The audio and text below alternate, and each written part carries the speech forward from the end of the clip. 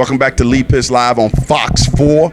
We're here for the celebration of all celebration. It is the retirement ceremony party for Ken Burns, the renowned educator here in the Fort Myers area in the Lee County School District. He's currently the principal at Dunbar Community School, and early on, serving as master ceremony, I said it was his graduation, and everybody, because you feel like you're at graduation, he's sitting up there being Barack Obama, and Shirley's being Michelle Obama. They just get celebrated, and he's the coolest guy you ever meet, not because he's a Kappa.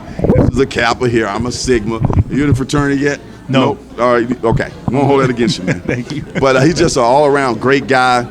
And he's the recipient of the Lee Pitts Live Educator of the Year Award, which we give out once a year.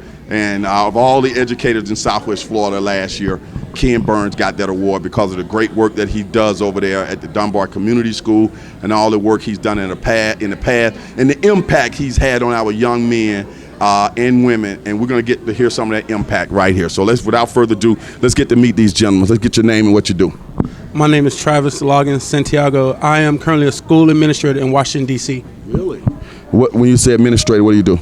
I'm a dean of students. I'm responsible for all the student culture as well as all the safety teams of the school. And you were impacted locally as a young high school student by Ken Burns? That's correct. I met Mr. Burns when I was in my sophomore year of high school at Mariner. He became a mentor to me, but also like a dad. And he also grew me into like one of the men I am today.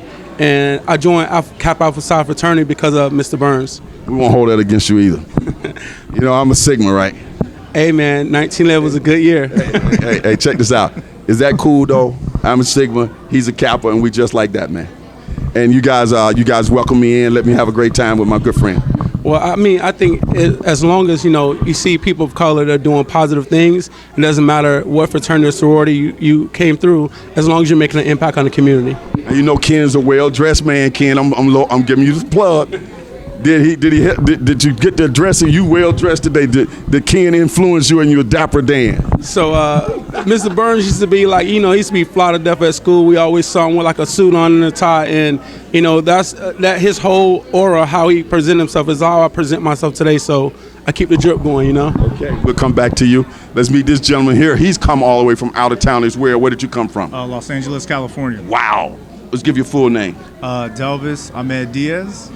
What made you come here from Los Angeles, California? By the way, those Lakers aren't going to do anything. Y'all just can keep loading up with all those players. I'm not a Laker fan, so I'm glad you're talking about that. Okay, you no with the Clippers? Fan. Not even a Clipper. You just back somewhere else? I'm a Spurs fan. Okay. Yeah, well, you can't go bad with the Spurs. I'm a big Tony Parker fan. There you go. And I don't think Tony ever got his proper respect. No. He's one of the best to ever played the game, right? Absolutely. Going straight to the Hall of Fame. Yep. I heard somebody on the radio talking about he might go to the Hall of Fame. Like, these people crazy. No, he's already in the Hall of Fame. Yeah, man, Tony Parker. Yeah. You guys don't know basketball. Anyway, let's go back to how did you end up here?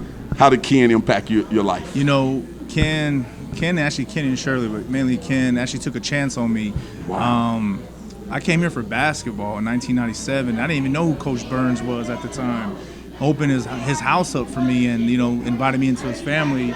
I'm pretty sure he was kind of worried I'm getting this kid from Texas and just like, who is this kid? 14, 15 years old coming over here, but took a chance on me and actually changed my life. For example, definitely holding me accountable. It's more on the life skills of doing everything with life skills instead of, using basketball for that as well, but mainly for life skills, getting me to church, holding me accountable, rules, chores, all that, making me and shaping me and molding me to be a great man.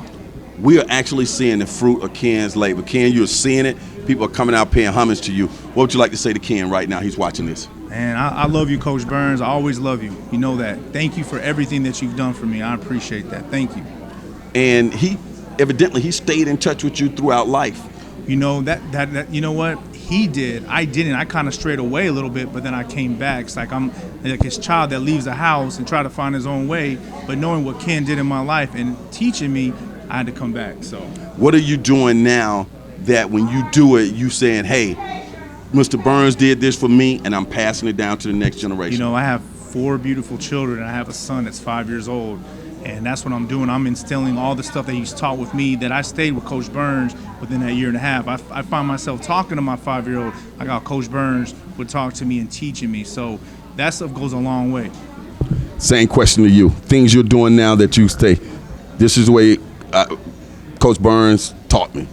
So first off, I always take, I try to model some of the expectations like Coach Burns instilled within me with my son, so I hold him accountable. Like Coach Burns is really big on accountability, and if you did something, it was like you might want to go tell on yourself first before he come to you. And I always like, I looked up to him as a dad, so I was like, you know what, before anybody else tell Coach Burns, I'm gonna go confess and tell him what I did first. So wow. I definitely just try to model the expectation he put in front of me, like being honest, always being, a man of the word, but definitely like, being a person of the community. And I display the same, behaviors and practices in my life every day. Now, did you two guys know each other before tonight? Yeah, I just kind of saw y'all. So y'all kind of grew up under the Ken Burns influence.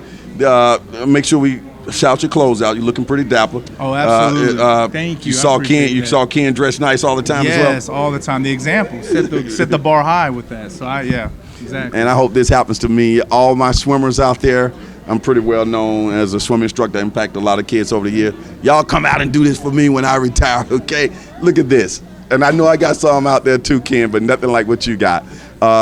Did you get a chance to meet his wife growing up as well? So yes, Pastor Bing spoke earlier about, when you see Mr. Burns, you see Miss Burns. And so going over Mr. Burns' house, I think I was more afraid to talk to Miss Burns because I was like, I'm in this woman's house. I don't know what she's going to say to me, but, she's always embraced me. Every time I see her, she showed me love. It's just like that motherly love. So, it's just like family when I come in her doors. And every time I see her, she always give me a big hug and a smile. So it's always positive. Shirley, Ken married up. Everybody, Ken, man, you're a lucky man. I just want to be like you when I grow up.